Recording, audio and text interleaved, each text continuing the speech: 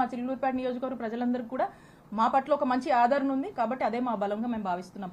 ఇద్దరు కాదు ముగ్గురు గారు ఇంకెవరన్నారా అని ఒకరికి ఇద్దరు ఉన్నారు, ఇద్దరికి ముగ్గురు ఉన్నారు, చూస్తున్నాం కదా రాజకీయాలు.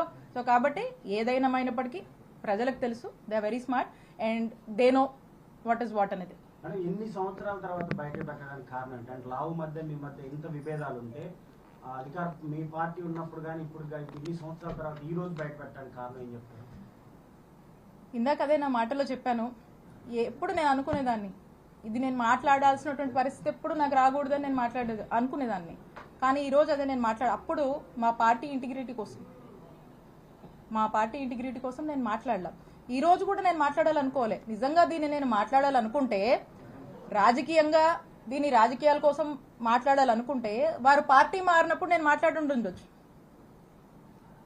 కృష్ణదేవరాయ గారు టీడీపీలోకి వెళ్ళినప్పుడు నేను మాట్లాడుండొచ్చు, లేదా మంచి పీక్ ఎన్నికల క్యాంపెయిన్లో కూడా నేను ఇది మాట్లాడుండొచ్చు. కానీ నేను దీని నుంచి ఎప్పుడు రాజకీయ ఏదో లబ్ధి పొందామనో రాజకీయంగా నాకేదో అడ్వాంటేజ్ అవుద్దనో నేను ఎప్పుడు చూడలే, మాట్లాడొద్దు అనుకున్నా. బికాజ్ అది నా సంస్కారం అది, నేను మాట్లాడొద్దు అనుకున్నాను. కానీ ఈరోజు మీరు ఈ లెవెల్కి దిగజారిపోయి పీక్స్కి చేరుకొని మీరు ఇలా చేస్తున్నప్పుడు నేను మాట్లాడకపోతే తప్పవద్దని భావించి ఈరోజు నేను నా నోరు విప్పి మాట్లాడాల్సి వస్తుంది. కేవలం ఈరోజు మీరు చేస్తున్నటువంటి విధానాలు చేస్తున్నటువంటి తీరు నాకు నచ్చక ఇక తప్పదేమో అని చెప్పి మీ నిజస్వరూపం ప్రజలకు తెలియాలి అనేటువంటి ఉద్దేశంతో నేను ఇదంతా కూడా బయటపెట్టి మాట్లాడడం జరుగుతూ ఉంది. మేడం మీరు అన్నారు కదా చెరుకులూరుపేట నుంచి వడ్లమూడి ఎంత దూరం వడ్లమూడి, ఇప్పుడు వాళ్ళు గతంలో మీరు కేసులు పెట్టారని వాళ్ళు అంటున్నారు, ఇప్పుడు వాళ్ళు పెడుతున్నారని మీరు అంటున్నారు. ఇక్కడ కేసులు అనేది కూడా తప్పుదారి పట్టిపోతున్నాయి కదా, దానిపైన ఏ ఛానల్ అన్నాను ఇది? నీకు కేసులు ఎఫ్ఐఆర్లు చూస్తుంటే కూడా నమ్మకపోతే నేనేం చెప్పాలి చెప్పు?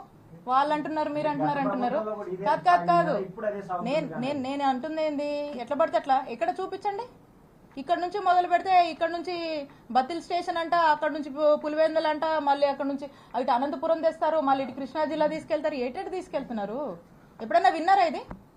BNS 111 సెక్షన్ ఆర్గనైజ్ క్రైమ్ ఎప్పుడన్నా విన్నారా మా టైంలో? మీరు ఇది వినలేదు కదా, మేము చేయలేదు అలాగా. వాళ్ళు చెప్పేదానికి దీనికి పొంతం లేదు అసలుకి.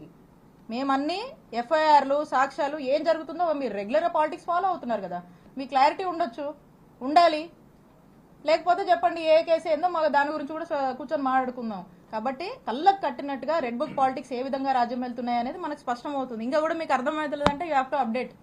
ఎస్ నెక్స్ట్ మీరు ఇప్పుడు అన్నారు కదా నెక్స్ట్ కంపల్సరీగా మా ప్రభుత్వం వస్తుంది మేము కూడా చూపిస్తామని అంటున్నారు కాబట్టి నేను అంటుంది చూపిస్తామంటే వరుస పెట్టి ఇట్లా చేస్తామని నేను అంటలేదు.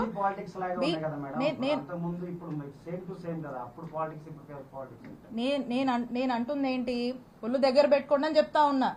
అధికారం ఉందని అధికారం దుర్వినియోగం చేసి ఇష్టానికి చేయొద్దని చెప్తా ఉన్నా. ఇష్టం వచ్చినట్టు చేస్తే ప్రజలు తీర్పిస్తారు. వెన్ టైం కమ్ పీపులే సమాధానం చెప్తారు. సో కాబట్టి ఆ రోజు కూడా వాళ్ళు ఫేస్ చేయాల్సి ఉంటుంది. That's what I'm telling. Right next.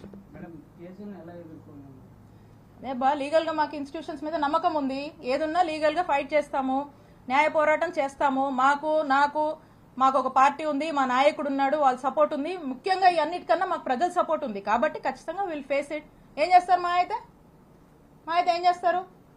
Arrest చేస్తారు, తీసుకెళ్తారు. ఆ తర్వాత ఏం చేస్తారు? చంపరుగా. Will face it. Okay, thank you all. Thank you. ముందుండి నడపడానికి గల కారణం ఒక డైరెక్టర్ ఉన్నాడు. ఈ డైరెక్టరు, ఈ స్క్రీన్ ప్లే, వీళ్ళంతా కూడా ఈ యాక్టర్స్ ఆర్టిస్టులు వీళ్ళంతా. ఎందుకంటే మొదటి నుంచి కూడా ఒక మార్కెటింగ్ టీంని పెట్టి మీరు వస్తారా, విడుదల రజనీ మీద కేసు పెడతారా, కంటెంట్ మేము ఇస్తాము, మీరు జస్ట్ అక్కడికి వెళ్ళి ఆ కంప్లైంట్ ఇచ్చిరండి. మీరు వస్తారా, అధికారం మా దగ్గర ఉంది, ఏం పని కావాలో చేసి పెడతాము, విడుదల రజనీ మీద మేము ఒక నరేషన్ ఇస్తాము, ఆ నరేటివ్ తీసుకుని పలానా ఆఫీస్కి వెళ్ళి కంప్లైంట్ చెప్పండి, బయటికి